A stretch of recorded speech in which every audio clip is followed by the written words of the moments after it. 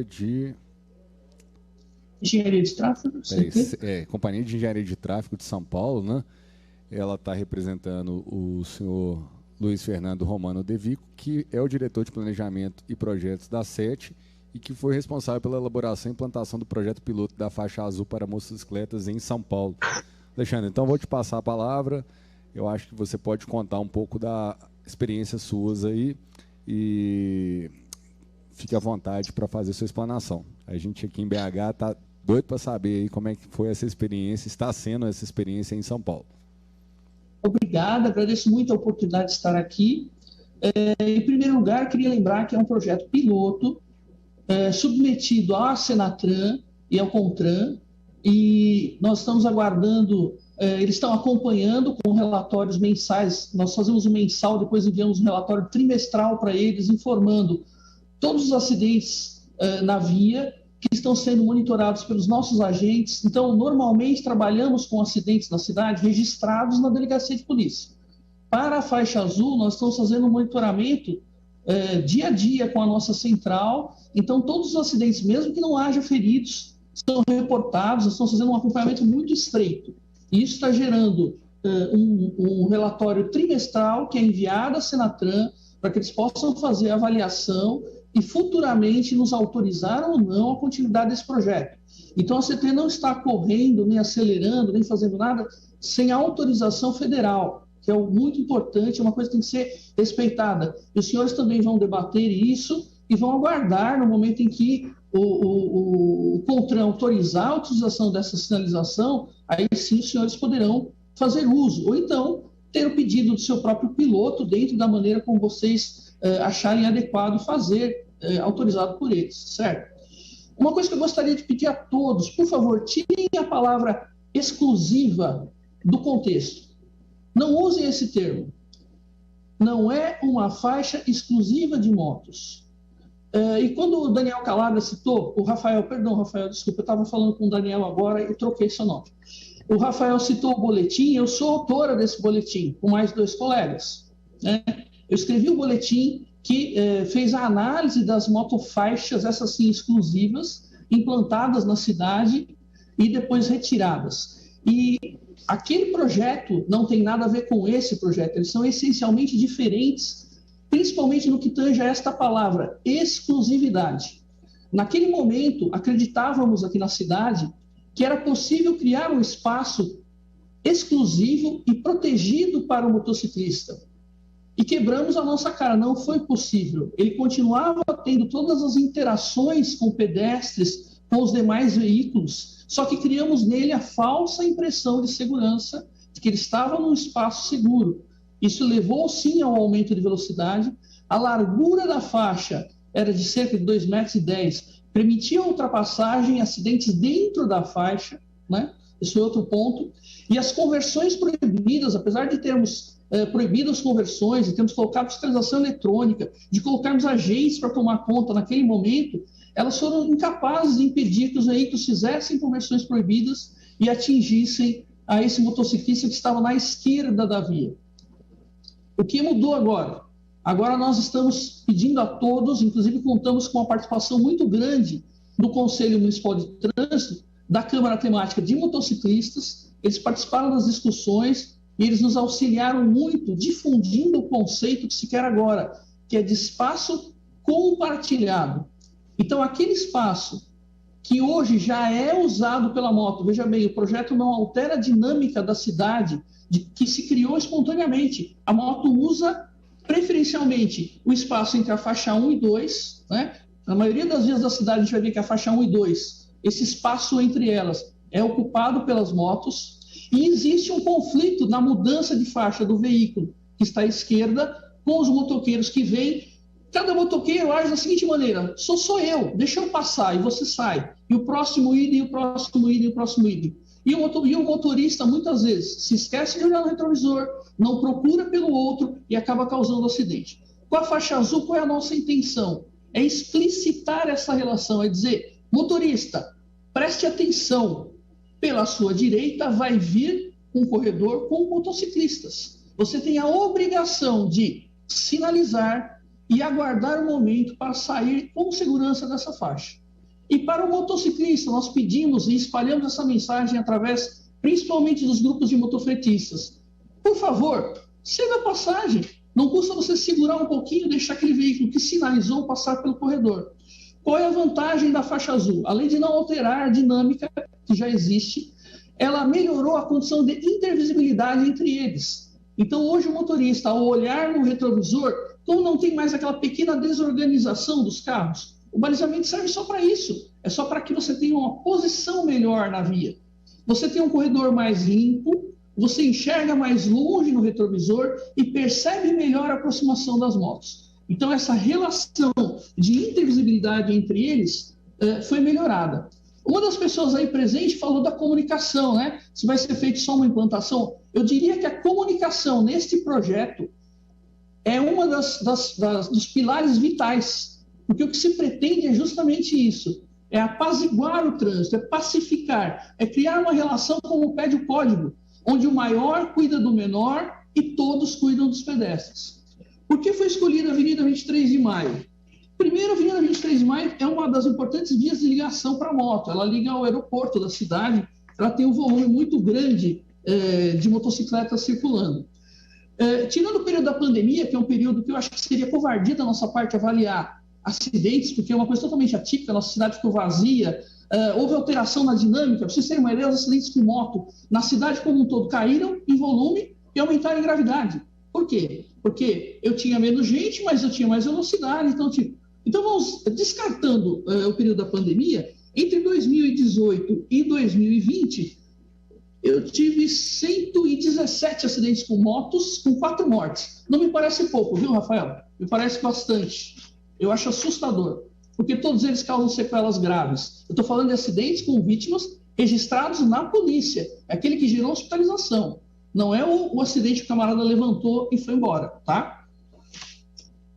Deixa eu ver se tem mais algum aspecto que eu gostaria de frisar que eu acho importante. Então, essa coisa de ser o piloto é muito importante. Vão vir ajustes, né?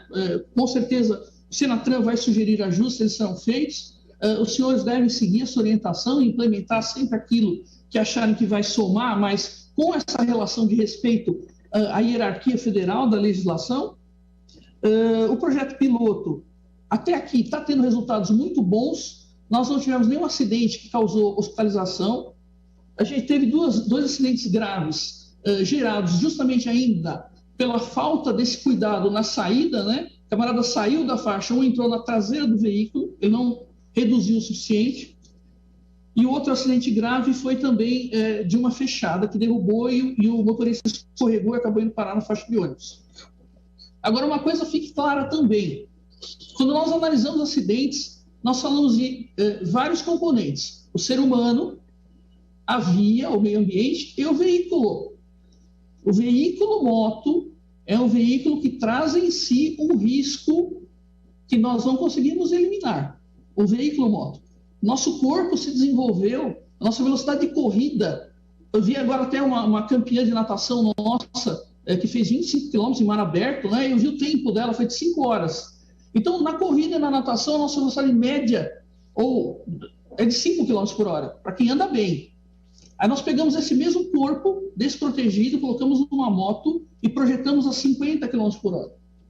Então, existe um risco inerente a este veículo que não traz como os outros uma proteção para quem o comanda e que nós não vamos conseguir tirar nem com a via e nem com o comportamento, né? Então, existe uma parcela que nós vamos reduzir muito, mas a moto é um veículo perigoso. Isso a gente tem que ter muito claro para nós, que o ideal, sem dúvida, é incentivarmos que as pessoas sejam muito bem treinadas para andar de moto. Isso é fundamental, principalmente para os profissionais, né? Que elas tenham maturidade para andar de moto.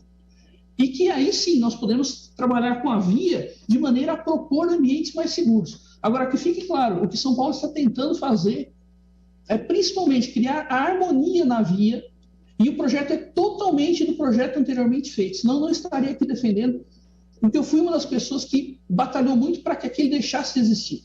Então, na essência, eles são muito diferentes. Um falava de exclusividade, colocava o motorista na esquerda, sujeito a todas as conversões. Agora nós tiramos esse veículo da esquerda, colocamos no local onde ele já vinha trafegando naturalmente, e inclusive no momento nós escolhemos uma via que não tem acessos e decessos.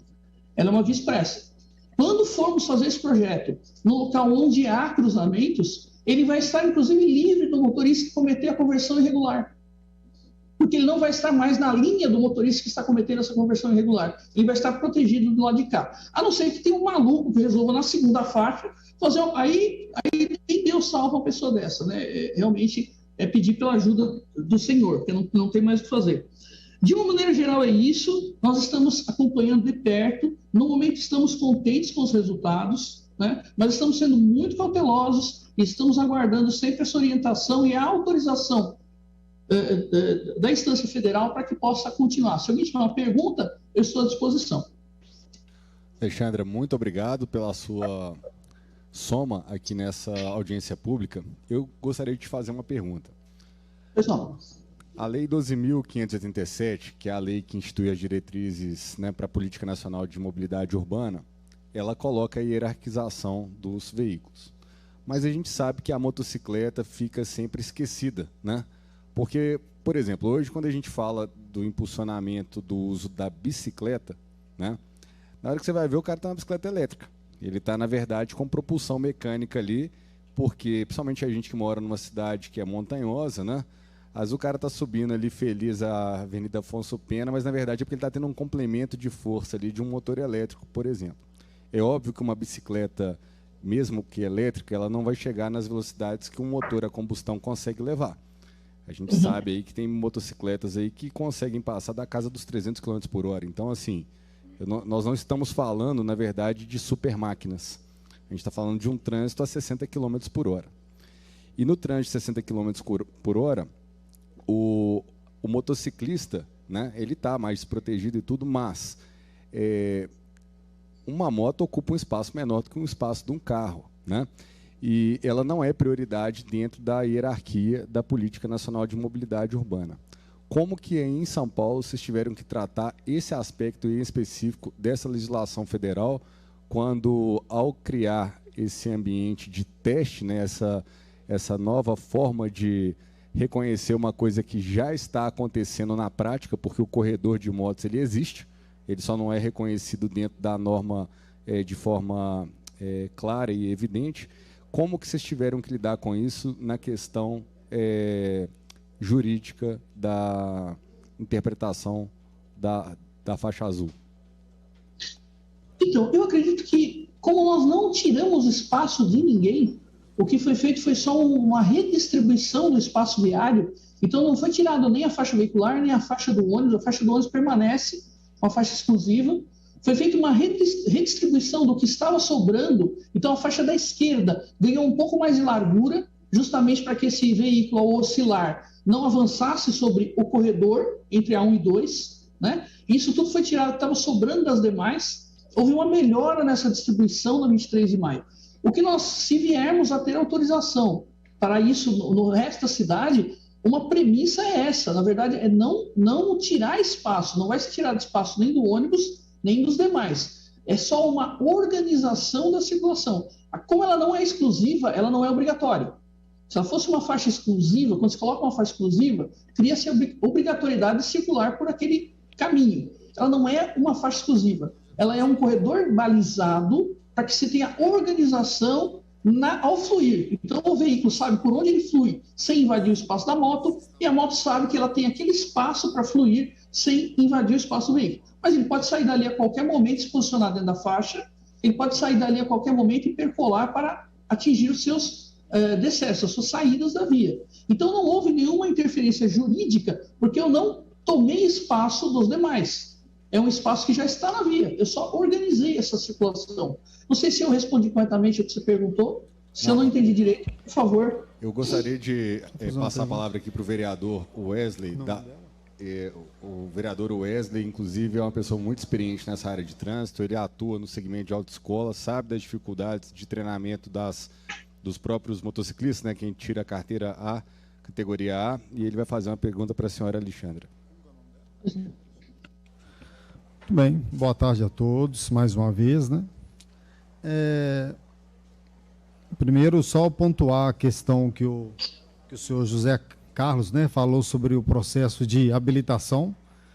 Realmente isso é uma discussão aí de muitos anos, né, com essa exigência de mudança.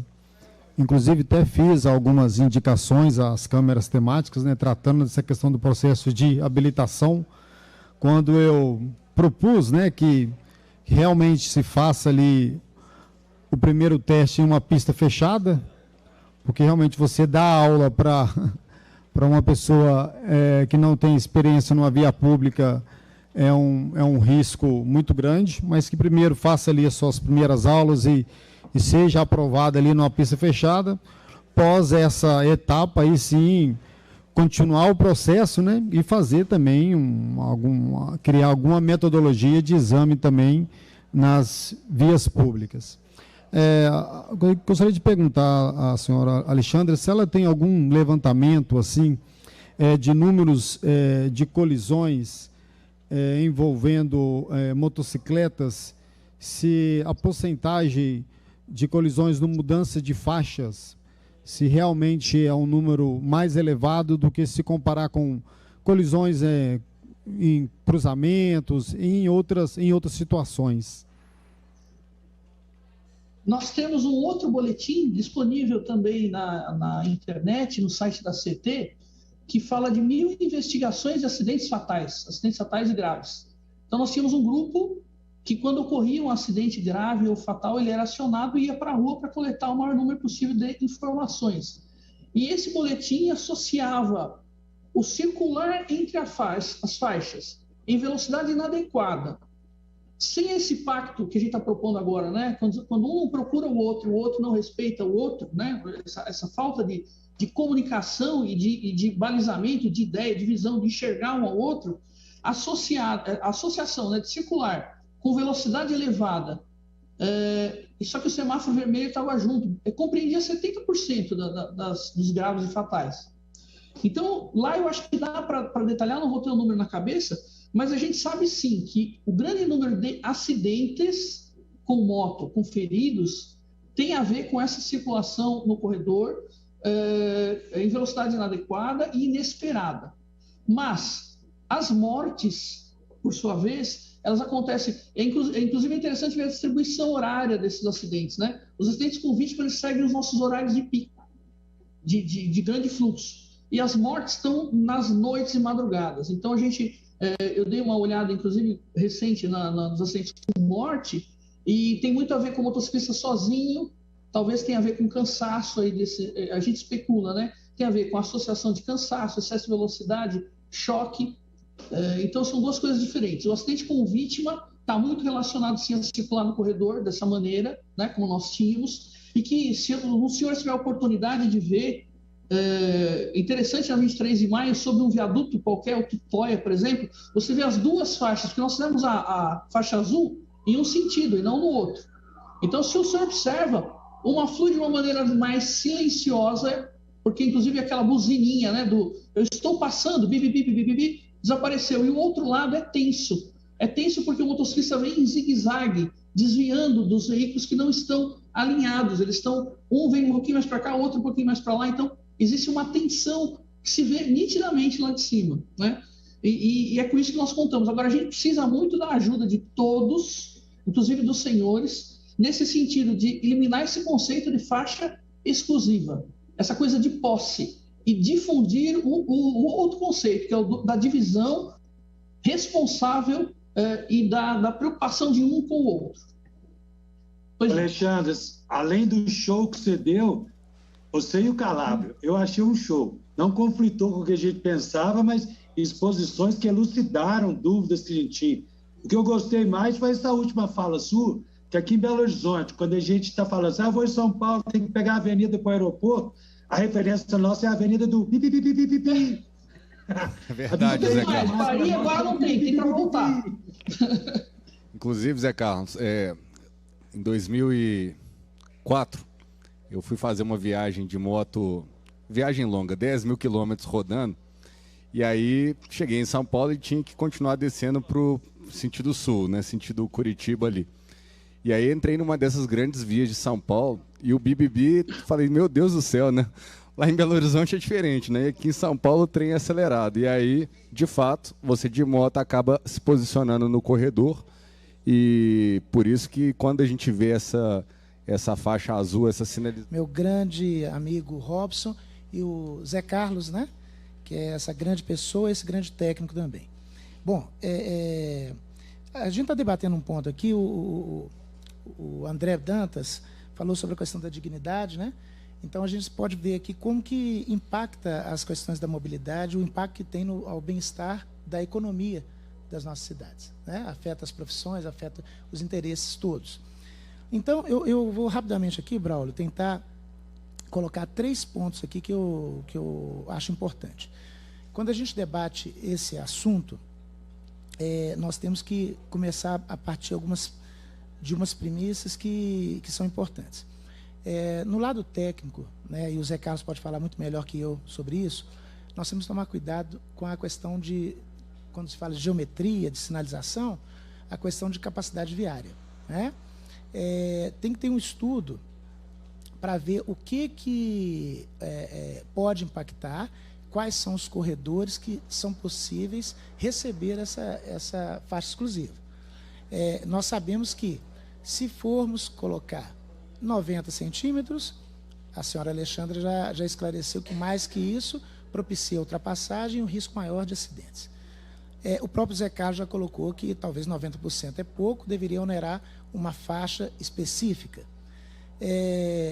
Mas dentro da nossa cidade, nos corredores principalmente, hoje nós já temos assim, uma capacidade operacional de velocidade e tudo, já bem esgotado. Falando de Cristiano Machado, Antônio Carlos, Amazonas, então nós temos que tomar cuidado de pensar o seguinte, quando eu coloco essa faixa, se eu tiver que diminuir a largura das faixas, eu diminuo a capacidade viária. Por quê? Quando eu aproximo lateralmente carros de outros carros em fluxo, eu reduzo a velocidade e automaticamente eu reduzo a capacidade da via, né? Então, são pontos técnicos que têm que ser esgotados, têm que ser estudados, para a gente ver a viabilidade da colocação disso na cidade. Um outro ponto que a Alexandra também pode esclarecer é a questão da legislação, né? Hoje o CONTRAN ele ainda não contempla esse tipo de pista ou faixa, né? Por isso que nós estamos tendo piloto, e após todos esses testes, naturalmente, a legislação, juridicamente, como que isso vai poder ser feito, né? Tem cores de faixa a ser utilizada, tudo isso tem que ser estudado. E, por último, e não menos importante, Braulio, eu queria colocar aqui uma questão que me importa muito, que é a questão comportamental, né? Eu faço parte de um grupo na UFMG que estuda a questão da violência no trânsito. E o comportamento no trânsito, o trânsito ele é um ambiente coletivo que nós temos comportamentos individualistas. Acho que ninguém aqui discorda disso. É um ambiente coletivo de comportamentos individualistas. E nós que somos especialistas de trânsito, mexemos com trânsito diariamente, nós sofremos isso. Ao mesmo tempo que eu tenho um passageiro de ônibus que está chateado porque o ônibus não para ele, esse mesmo passageiro, quando ele entra no ônibus, ele briga com o motorista porque o motorista está parando em todos os pontos para embarcar pessoas. Eu tenho um morador que pede o quebra-mola para reduzir o risco de acidente na rua dele, mas quando ele entra no carro dele e trafega, ele odeia passar por uma rua que tem quebra-mola, né? Eu tenho o pai de aluno que para em fila dupla na porta de escola, porque com a questão de segurança do filho, ele quer deixar o filho na porta da escola, mas ele buzina logo depois para o carro que está na fila dupla, atrapalhando o trânsito dele. Então, o trânsito ele é um ambiente de vários interesses muito complexos. Então, a palavra que a Alexandra colocou aqui, que eu acho que fica para nós aqui, é a cautela, né? Devemos ter cautela ao estudar essas questões e dar um enfoque maior na questão comportamental. Como que nós vamos avaliar, né? A Amanda colocou isso aqui, a questão comportamental para todos os atores envolvidos, né? Como eu falei aqui do passageiro do ônibus, que ele se torna egoísta quando está dentro do ônibus, e outros, nós também temos, né, Márcio, a gente vai fazer uma reflexão aqui, um convite, quando vocês forem para casa hoje, observem quantas motos dão seta ao trocar de faixa, né? Ou quantas motos, quando você dá seta para trocar de faixa, reduz a velocidade e o motociclista fala, pode entrar na minha frente.